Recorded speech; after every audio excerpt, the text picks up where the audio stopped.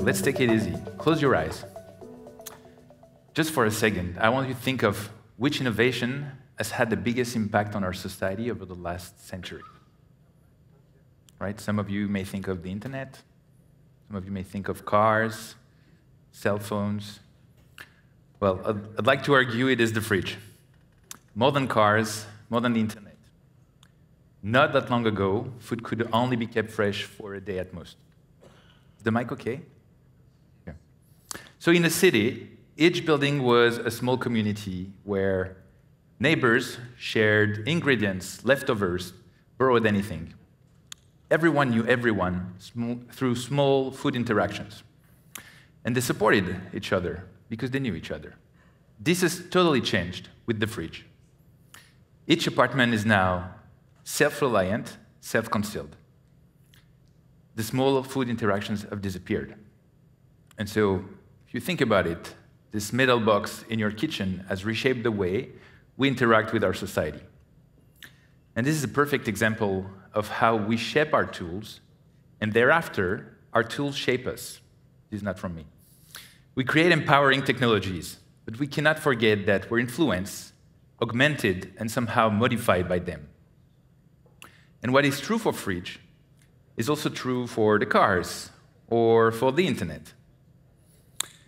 But not everyone is a believer in the early days of innovation.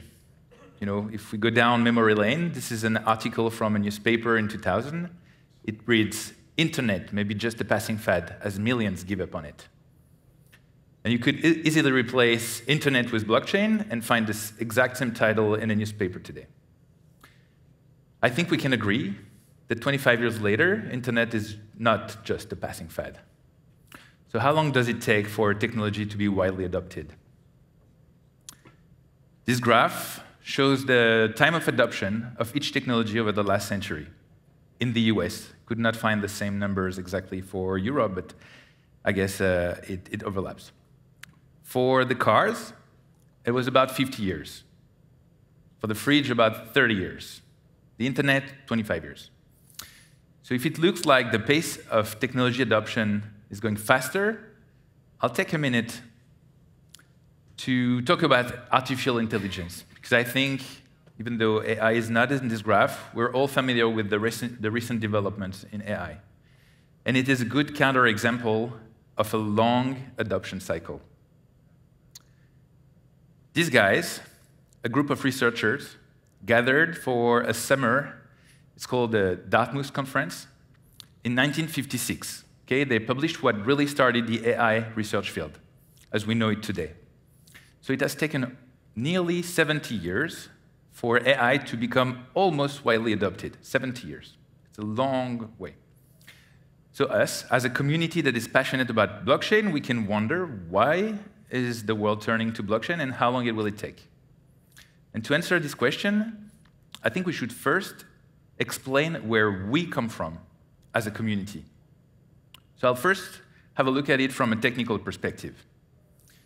All the ingredients of blockchains were invented and widely available long before the Bitcoin white paper in 2008.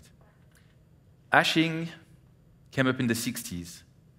Peer-to-peer networks in the 70s. Internet in the 90s, of course. Cryptography or modern cryptography in the early 90s. Okay, so technology was there. But then the technology met a social context.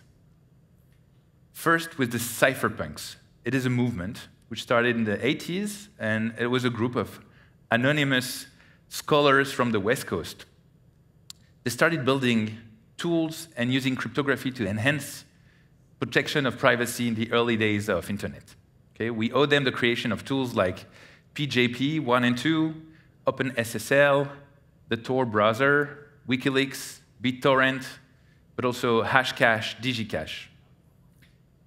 One of their founders, Eric Hughes, wrote a manifesto. He said, "Privacy is necessary for an open society in the electronic age." And I note that in 1993, the dream was an open society. Another aspect of the social context is a series of pivotal events which happened at a global stage.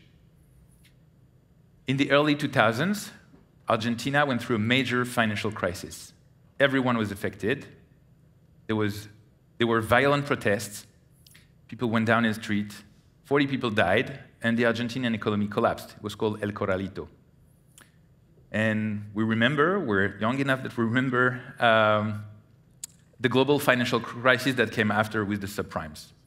And multiple other events that happened that shown a breakdown of the institutions and the platforms that we depend on. I think these events have shown a disbelief in political parties, public governance, financial institutions, healthcare systems, judiciary systems. They made us enter a crisis of trust. And it's pretty important to note that this was the context, the global context, when visionary innovators took the right technology and gave birth to blockchain. Because they believed in a technology which provides an alternative to the systems that lacked the transparency and the reliability. They believed in creating new ways of organizing information and transferring value. They believed in removing conflicts of interest. And these were the signs that we're moving from the dream of an open society to a decentralized society. Okay, so where are we on the roadmap towards that decentralized society? I believe we've only seen the tip of the iceberg. The early adopters of blockchain have used it in finance and art, and the main use case today, which are proven, are DeFi, payments, tokenization. And recently, the CIO of a major bank in France said, DeFi will become the global infrastructure for traditional finance. So banks are not going to disappear. Banks will integrate blockchain solutions to improve the level of trust and transparency. So the TradFi world is waiting for a compliant framework that lets companies move forward with it. There's a movement of convergence between centralized and decentralized models. DeFi is showing the way, and other use cases are arising at the moment. They don't seem connected for now, but they're happening independently, and I'll give you a few examples. DAOs, you're probably familiar with them, are decentralizing governance in the way we make collective decisions. Decentralized identity, we talked about it this morning, DID, allows to build sovereign identity and better manage privacy. The DeSci movement, as decentralized science, builds new ways to fund, distribute scientific research using all the building blocks of Web3. I have a passion for DeSci. The DeSoc platforms, as in decentralized socials, allow freedom of expression and incentivization on content platforms, bringing a more open internet. So blockchain now is mature enough to integrate the nuances of the world. And I foresee that in the next 10 to 15 years, we'll see adoption of blockchain in other industries, in other segments where the same context applies, a need for a layer of trust that removes friction. All these trends are coming together and forming a framework for a decentralized society. In my view, it is a desirable future, and at XRPL Commons, we want to help the XRPL community build it. We also believe in a multi-chain future. We talked a lot about interoperability, and I think it is key for the success of our community. And different blockchains will be used for what they do best. So, in that context, what is XRPL Commons doing to help us get there? Well, our primary goal is to bring more people into blockchain. Today, you see there's 28 million developers in the world, all techs included, but only 100,000 that are working on blockchain. And you're here. Thank you. So to advance blockchain adoption, we need to onboard new developers from other tech fields, because attracting them from other chains won't be enough. But professional developers, they choose the technologies they want to work on based on the career opportunities they offer. So we must create this compelling career path and good professional opportunities for them. Not because it is cool or because it is hype, but because it solves complex issues. that will motivate developers to join and contribute. So we need one or more entities to strengthen the ecosystem, making it rich with opportunities and attractive to newcomers. In this sense, this is our mission, and to try to explain better, I will turn to nature for inspiration. Okay, let's say that our ecosystem is a forest. Our soil is the XRP Ledger, and the projects that are building on XRP Ledger are the trees. Okay, their roots go deep in the soil.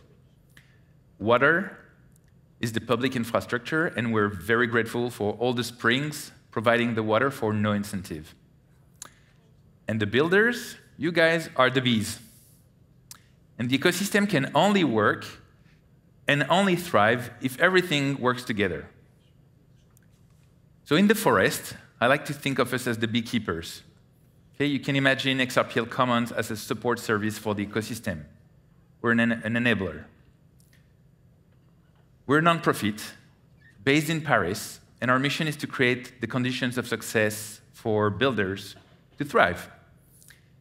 We intend to steer our community in the direction that will create value for the largest number of people, not just in France, but everywhere, and not just in finance, but in every industry where there's a use case for XRP Ledger. We're helping the ecosystem thrive by creating opportunities for entrepreneurs, who will then, in return, create opportunities for developers, thereby creating a virtuous loop. And we're adding the missing piece to the ecosystem to reach its full potential.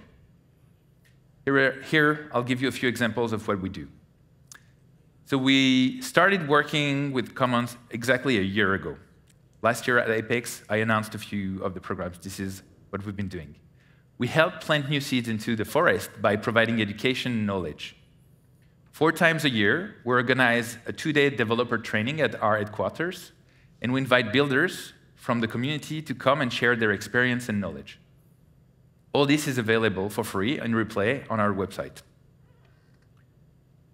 We incubate new projects in the aquarium residency, giving entrepreneurs the tools that they need to start, hoping that their projects will turn into mighty trees. Some of our residents are here. I see some faces here. So please be curious about their projects. And the next cohort, cohort number 4, will be focusing on DeFi and is open to applications right now. We publish a quarterly magazine, and with it, we connect the dots with the community. It is a stage for builders to showcase their projects, explain amendments, engage in conversations. We brought a bunch of them here, so make sure you leave with your own copy. Okay? These conversations, we are convinced that they should happen in a live settings, like we're doing here at Apex. But Apex is only once a year, so we're starting in July. We're going to facilitate regular town hall meeting online for everyone to connect more regularly. And finally, we help pollinate from one project to another by organizing meetups and hackathons with local partners where we elevate key contributors. We can help you gather your community locally and help you grow globally. This year, we went from 0 to 1. We're writing a playbook that we hope others will want to replicate in other places. This will trigger a domino effect. For instance, going from being a student to a hackathon winner, to a grantee, to an entrepreneur, to becoming a role model for other builders to join the ecosystem. Arthur Ashe said, "Success is a journey, not a destination. The doing is often more important than the outcome." So we're at a pivotal moment in time when society is changing, and we're only just begun developing the tools that will help us transform. XRPL Commons is supporting the community that will create those tools, which will ultimately shape us. So let's be intentional about what we do with the XRPL so our community becomes the best version of itself. We'd love for you to join us on this journey by participating in one of our programs. So come talk to us, the beige hats that you can see over here, and apply to the next cohort kicking off in September. Thank you very much for your attention.